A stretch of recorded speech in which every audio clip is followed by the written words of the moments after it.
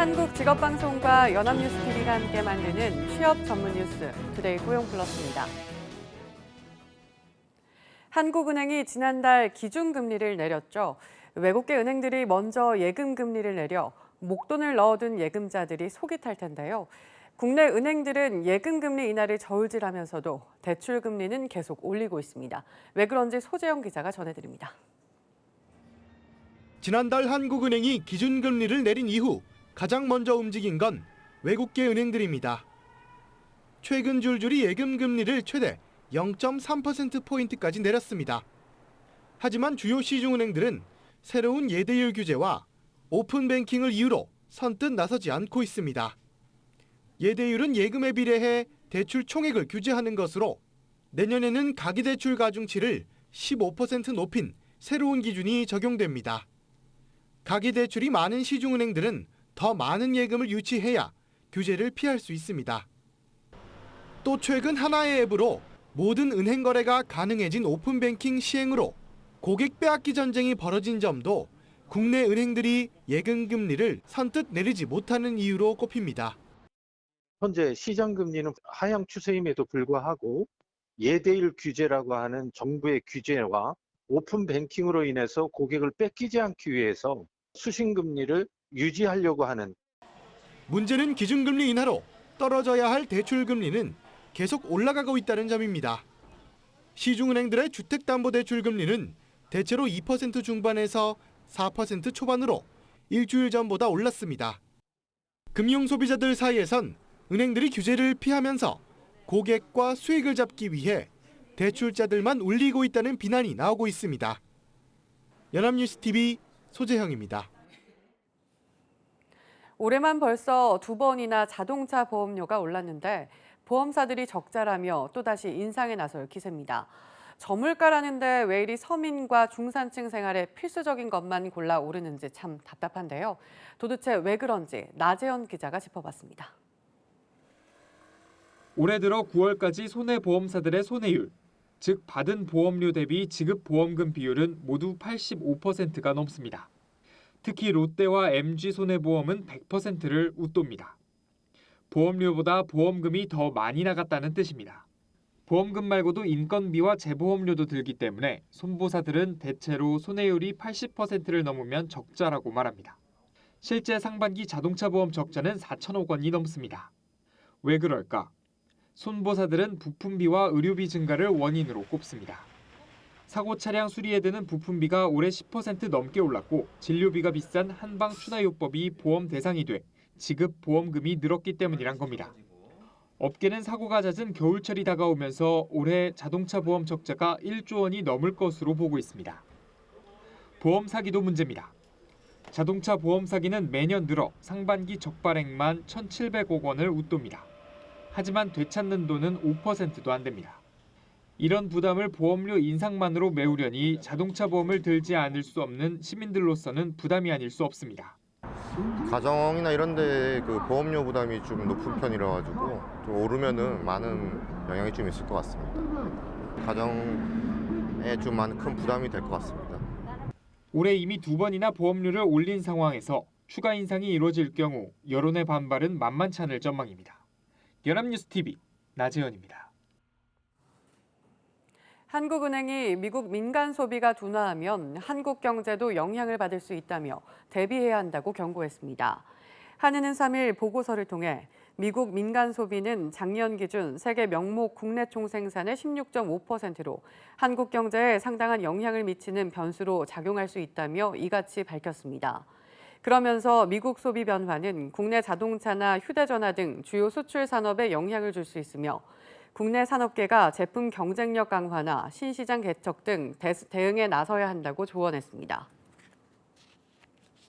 경제협력개발기구 OECD가 추산한 올해 우리나라 잠재 성장률은 2.7%로 재작년 3.1%에서 2년 만에 0.4%포인트 떨어졌습니다. 최근 2년간 잠재 성장률 하락폭은 OECD 36개국 중 3번째로 나타났습니다.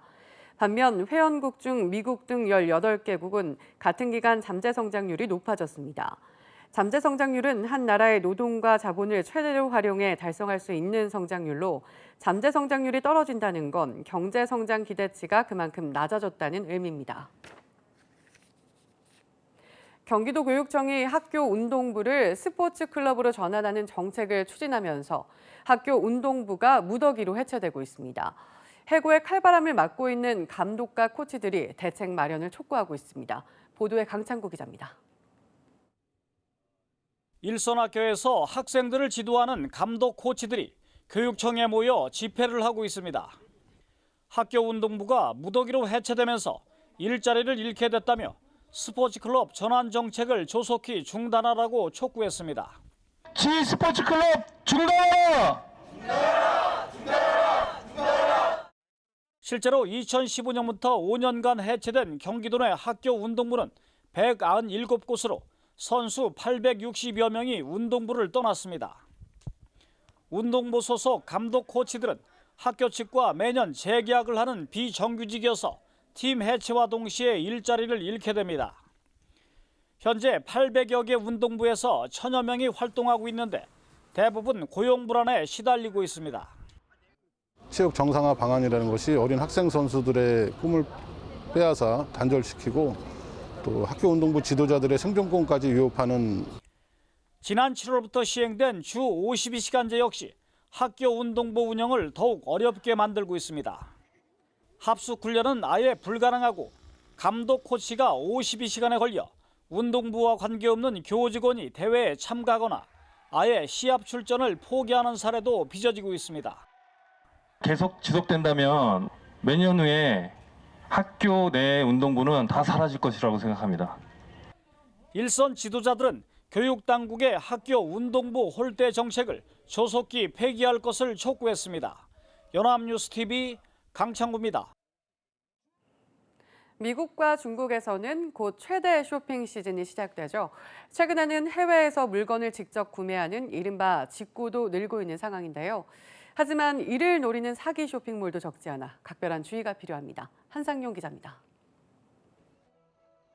미국의 최대 쇼핑 시즌인 블랙 프라이데이.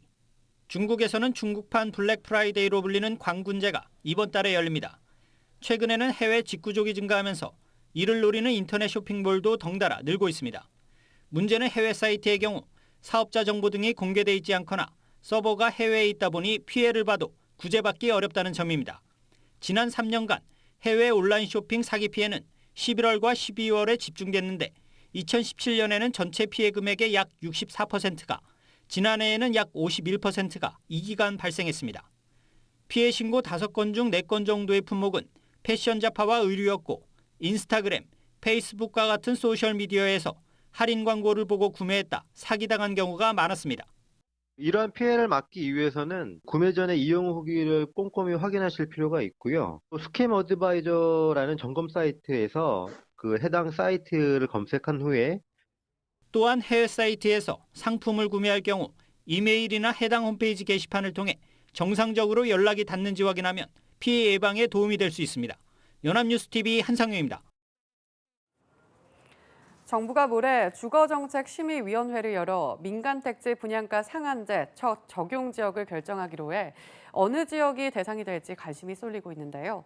그런데 서울 아파트값이 계속 올라 정부가 결정을 내리기 쉽지 않아 보입니다. 박진영 기자가 알아봤습니다.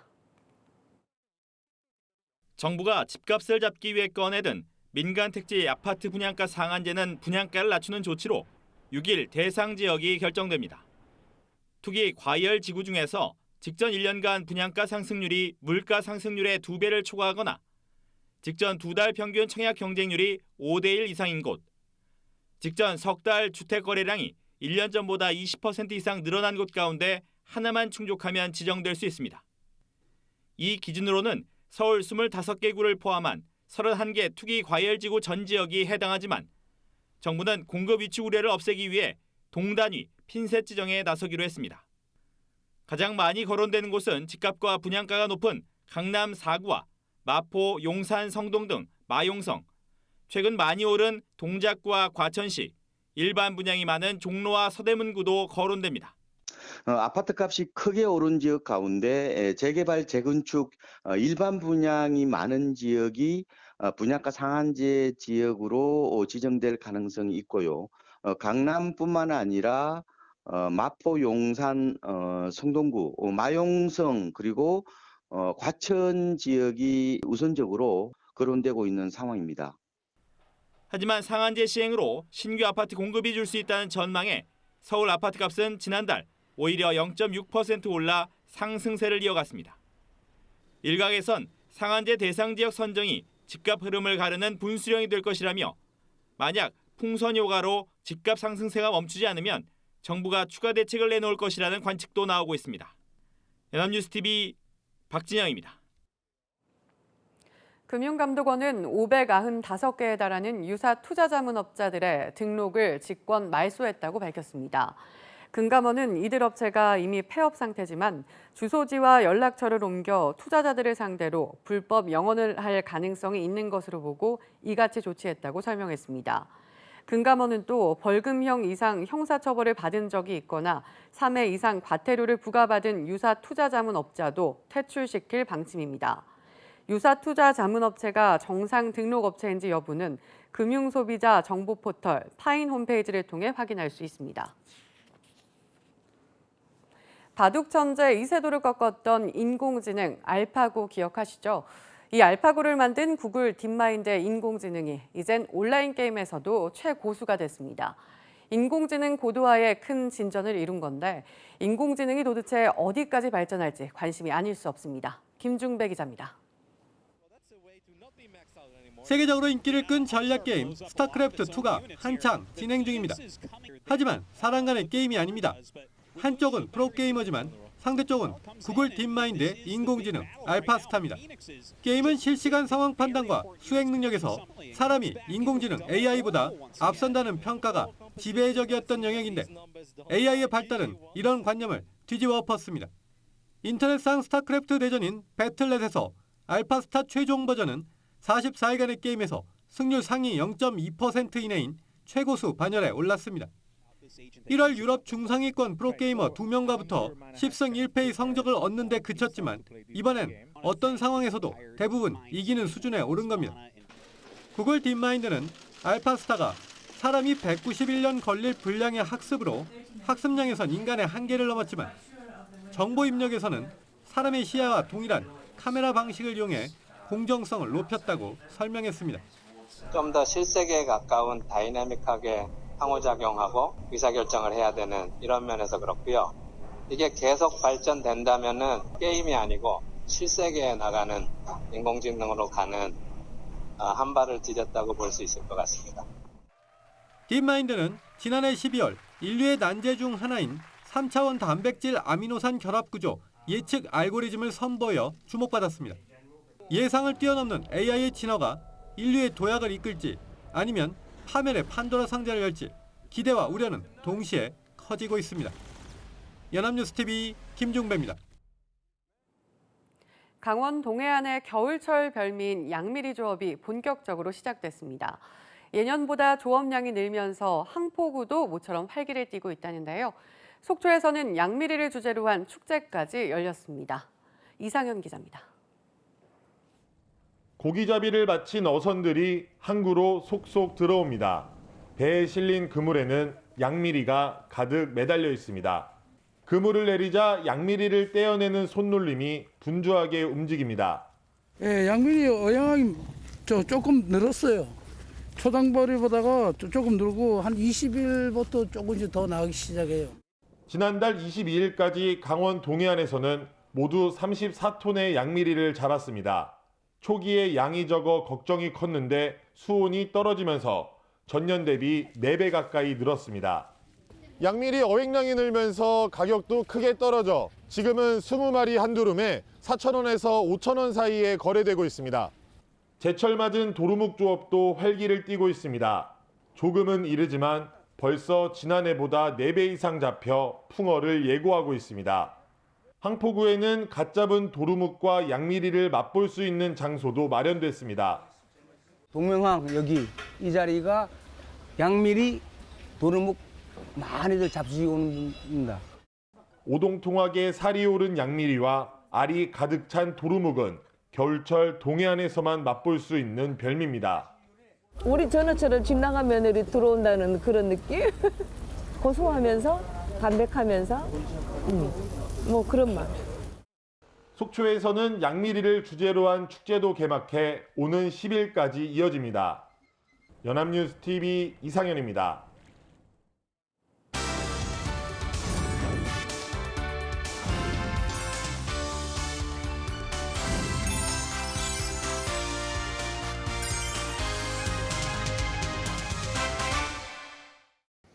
사회적으로 핫한 이슈를 키워드로 알아보는 핫키워드 시간입니다. 진수빈 캐스터 안녕하세요. 안녕하세요. 요즘 젊은 세대의 직장인들은 승진에 대한 목표를 어디까지로 바라보고 있을까요? 핫키워드에서 살펴봅니다. 네, 그래도 취업을 했으면 가장 높은 자리까지 오르고 싶어하는 직장인이 많을 것 같은데요. 샐러리맨 신화라는 이야기도 있잖아요. 네, 물론 그런 말이 있었죠. 그런데 샐러리맨 신화도 이제는 이전에나 통용되던 이야기인 것 같습니다. 구인구직 매칭 플랫폼 사람인이 20, 30대 직장인 724명을 대상으로 최종 승진 목표에 대해 설문조사를 한 결과 41.7%가 딱히 직급 승진에 신경 쓰지 않는다고 답했기 때문이죠. 특히 20대의 44.6%는 직급에 신경 쓰지 않는다고 답해 30대의 35.2%보다 9.4%포인트 더 높게 나타난 것으로 조사됐습니다. 네, 정말 의외네요. 이러한 답변은 성별로 나눴을 때도 비슷한 경향을 보였나요? 네, 그렇습니다. 최종 승진 목표의 순위는 남녀 간 큰 차이가 없었는데요. 남성과 여성으로 나눴을 때 각각 37.7%, 47%가 승진에 신경을 안 쓴다고 답했기 때문입니다. 반면 임원급의 경우는 남성은 36%, 여성은 15%가 목표로 하고 있었는데 부장급은 남성은 14.4%가 또 여성은 13.1%로 비슷한 비율을 보였습니다. 또 부장 이상을 목표로 할 경우를 따졌을 땐 남성은 50.4%가, 여성은 28.1%가 부장 이상을 목표로 하는 것으로 나타나 절반 정도 차이가 나타나는 것으로 조사됐는데요. 최종 승진 목표까지 오를 수 있다고 생각하는 남성의 비율은 56%, 여성은 44.7%로 달성 가능성 면에서도 다소 차이를 보이는 것으로 나타났습니다. 네, 최종 목표에 대한 생각은 성별에 따라 비율에 따라 차이가 있었네요. 이렇게 최종 목표에 대한 생각이 성별에 따라 차이가 있는 이유는 무엇 때문이었나요? 네, 이를 알기 위해선 성별에 따라 목표한 진급까지 승진이 불가능한 이유를 어떻게 말했는지 살펴볼 필요가 있습니다. 우선 남녀 모두 1위로 뽑은 이유는 직장 생활을 오래 할 생각이 없어서였는데요. 남성의 경우는 32%가, 여성의 경우는 35.3%의 비율을 보였습니다. 2위 역시 같았습니다. 승진에 욕심이 없어서의 남녀 각각 28.2%, 35.3%의 비율을 보인 것이죠. 하지만 여성의 경우는 성차별이 존재해서의 26%가, 또 출산, 육아휴직 등으로 경력이 단절돼서의 20.8%가 응답해 유리천장을 체감해 승진을 체념한 것으로 조사됐습니다. 네, 참 안타깝습니다. 그만큼 여전히 회사에서 유리천장이 존재하고 또 그것을 체감하는 여성들이 많다는 뜻이잖아요. 그렇습니다. 또 승진 목표를 달성하기 어렵다고 응답한 직장인 354명에게 승진 가능한 직급을 어느 정도로 생각하는지 물었는데요. 그 결과 남성은 부장급이 29.3%로 가장 많았고 이어 과장급, 차장급 순이었습니다. 반면 여성은 대리급이 43.4%로 가장 많은 응답률을 보였는데요. 여성의 경우는 과장급, 부장급, 차장급 순으로 높은 비율을 차지했습니다. 네, 이 역시도 남성과 여성의 비율에 큰 차이를 보였네요. 남성의 경우 승진 목표를 달성하기 어렵다고 응답을 했더라도 승진 가능한 직급을 부장까지 생각한 반면 여성의 경우 대리급으로 생각하고 있었잖아요. 지형점에 차이가 좀 있다는 점이 좀 씁쓸합니다. 그렇습니다. 하지만 직장인들은 이 성별이 회사 내에서 승진에 큰 영향을 미치는 것이라고는 생각하지 않고 있었는데요. 승진에 가장 중요한 영향을 미치는 것에는 34.1%가 응답한 업무 성과였던 걸로 나타났습니다. 2위는 근속연수였는데 20.7%의 비율을 보였고 3위는 처세술 및 상사와의 관계로 18.6%를, 4위는 적극적인 업무 태도로 11.5%가 답했습니다. 5위는 6.4%의 응답률을 보인 학연과 지연 등 인맥이었습니다. 네, 승진에 대한 지향점은 성별에 따라 다르지만 예전만큼 승진에 크게 욕심이 없어졌다는 것은 2030 남녀 직장인의 시대적 공통점으로 보입니다. 그만큼 일보다는 개인의 삶이, 회사보다는 나의 미래가 더 중요해진 시대가 왔다는 뜻이겠죠. 무조건적으로 직원이 회사에 충성하던 시대가 이제는 끝난 것 같습니다. 기업에서도 이러한 변화를 충분히 고려해서 직원들의 워라밸과 복지에도 많은 신경을 기울이길 바라겠습니다. 지금까지 핫키워드 진수민 캐스터였습니다. 고맙습니다. 지금까지 투데이 고용 플러스였습니다. 오늘 저희가 준비한 내용은 여기까지입니다. 함께해 주신 여러분 고맙습니다.